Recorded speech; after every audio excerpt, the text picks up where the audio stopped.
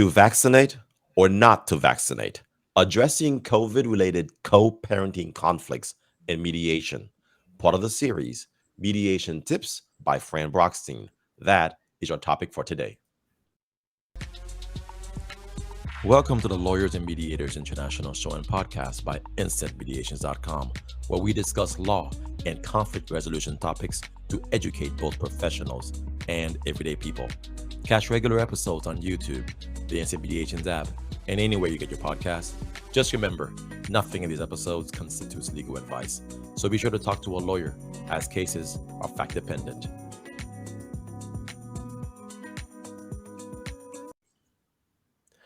Hi, everyone. This is Mac Pierre-Louis, attorney, mediator, arbitrator, working throughout Florida and Texas. Natalia Łowska-Czajka, advocate, mediator, and arbitrator from Warsaw, Poland. Fran Brockstein, Texas attorney and mediator. Hey, everybody. So we are back with Fran, this time talking about COVID vaccines.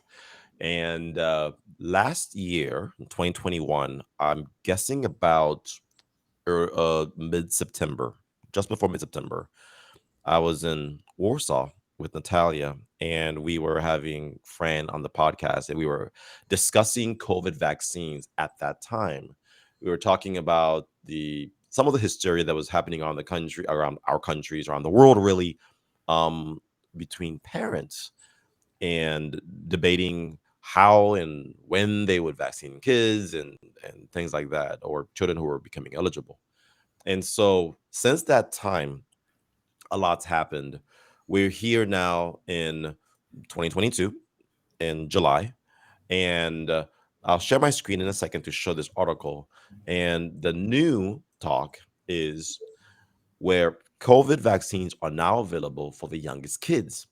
At the time we were just debating this or discussing this back in 2021, it was about mask mandates, vaccines, the newness of COVID, and how parents could co-parent effectively, you know, with this controversy. Okay, because some parents had very strong positions about how children should be treated, and other parents, were more willing to do what the government was recommending, and so this produced conflict. Okay, but all these months later, we're still here with this talk. So if you can see my screen, it says FDA. This is in the US, okay, our Food and Drug Administration. The FDA authorizes COVID vaccines for the littlest kids. What the data says: the Moderna and Pfizer shots are hard to compare, so researchers and parents have lingering questions. You can check this article out on nature.com. Um, I'll just say that it's important because it's the first time that this last group is being vaccinated en masse. Okay. Um, it's potentially an extra 18 million people from 6 months to 4 years old in the United States. So it's a big deal. And I think now there's going to be a revisit by a lot of parents debating whether or not they want to have their children vaccinated. You can check out uh, Fran's last talk on this topic on the YouTube channel. Just go to the Lawyers and Mediators International channel and then just type in her name, and you can see the playlist full of all her videos that we've done with her. And so you can go back to what we talked about last time. But anyway, ladies, let's open it up for discussion. Fran, what are your thoughts about the controversy of parents trying to address vaccines and mediation? What have you seen? Well, I think we've accepted the fact that COVID is here to stay.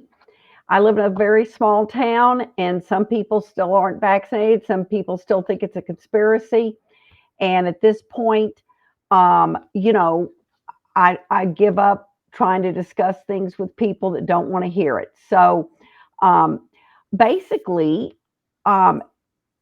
what will happen if people want to go before a judge is not a doctor, and they're going to do appropriately send it to the pediatrician. So the parents need to talk to the pediatrician about what they believe is best for their child. What I find interesting is that if the child is vaccinated and one parent did not want it to occur, you can't take the vaccination out of the kid once it's done. And there's not, how do you determine if there's any harm done to the parent? All the judge can deal in court with is when someone is harmed. And so I think it's going to be another area where people are fighting. We know, people were fighting about COVID, and now many people are on their second or third time of having COVID, and it's constantly shifting and morphing into something else. So, Natalia, what's happening in Poland with this, with the kids? I think that the most important thing to remember is that the most harm can be caused to any child when the parents don't communicate. So I had children vaccinated a few times because the parents were not communicating. I had the parents panicking about vaccinating because it's like an injection or it's like taking blood for blood tests. So the child will be suffering just because it's an injection is a needle being put into the child's body. I think that the reason is always the same reason is always the solution, but then mediation is the best solution ever if any dispute of that kind arises. Not everything, a single issue can be addressed in the court dispute. Actually, they take long, they might be simply ineffective, and the judge will not know the entire picture. In mediation, you can address every single issue concerning that. For example, preparation for the vaccination. For example, you can't vaccinate an kid that is actually sick at this very moment. So it should be the responsibility of both parents that the child is not being exposed to any conditions that can be detrimental to the health of the child, so that the vaccination can really happen. I think that if they have any recurring dispute on that, because there are different vaccines, we are talking about COVID, and there is also the HPV one that is also very controversial around parents, and they quarrel about it a lot. I've seen it both in the court and in mediation. And there is the issue of sharing costs. If the like HPV vaccine is the one that you pay for here where I am, so, and it's a significant cost. So this is the issue: how to split these costs. And generally, you in mediation you can split it in little issues that are of your concern and address them all. Not possible in the court whatsoever. And this is what I recommend always to do: go to mediation, mediate your issue, put the most tiny things that are bothering you, and get rid of your problem. Yeah, I'm sharing my screen, and Oh, you should see if you check out Brand's playlist on the channel. She has a ton of videos we've done with her. One of the videos from this would be September 2021 dealt with, this is where we talked about vaccines and children's issues during COVID-19. So you can check that out and go back in time. But since that, I agree with you, Fran, and that is what a judge will most likely do is listen to the doctor. Okay. So Natalia's suggestion is to just mediate. I totally accept it, agree with it. So if we combine them both, perhaps the best tip would be to tell parents, go to your doctor, talk to the pediatrician, get their input, and then go to mediate. And then you should be able to put this thing to bed, right? But maybe that's oversimplistic, because people have some strong feelings about this. I've seen it come up in cases where they feel like you're putting poison into my kid's body, and like Fran said, she's kind of given up talking to people who might not listen. uh I'm still a little hopeful, but I know at the end of the day, she's right. The judge, if it's forced, if the judge's hands forced to have to settle this thing and resolve this thing is probably going to be based on what the pediatrician thinks. So, what other And this thoughts has you got? come up at mediation many times in the last 2 years, and about people being concerned about kids being exposed to it, whatever. And that's why mediation is so good, because we can address people's concerns and fears and things that judges deal with the law. They deal with in Texas, the Texas Family Code, and we have it codified and what judges do and don't do. In Texas, we do not micromanage parents.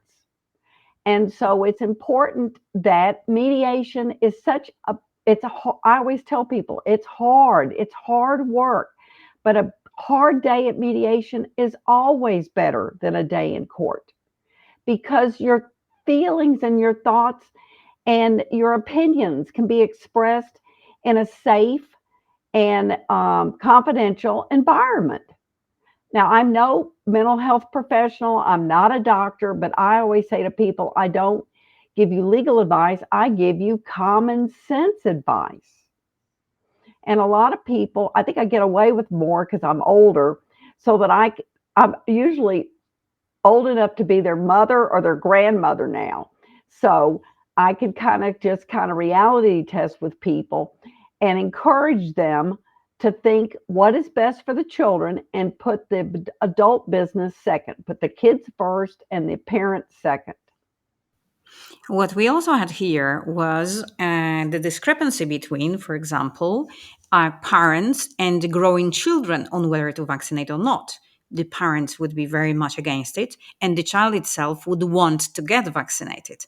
So the issue was what to do. How can a child, being 16 or 17, still not an adult, get that to be done? The kid can take the parents to mediation, the kid can take the parents to a doctor. However, I would rather discourage people from letting this decision be entirely up to children. Parents these days do have this tendency. They'll say, "Oh, I listen to to what my child says, and I take that into account. And what she wishes or he wishes, this is what we'll be doing." That can be an absolutely perfect solution if you are deciding about a meal or activity or things like that, but not about serious health issues like a dentist. If you give the child an option to go to school or not to go to school, many would say, "Oh, thank you, I'd rather refrain from going." The same with the dentist. So you can't really rely on the child's opinion. They know too little, and this is your parents' responsibility to be informed, to be aware, and to also introduce this topic with the child. Of course, the things like that have to be discussed. You have to inform your child about what's going on. However, the decisive person is not the child.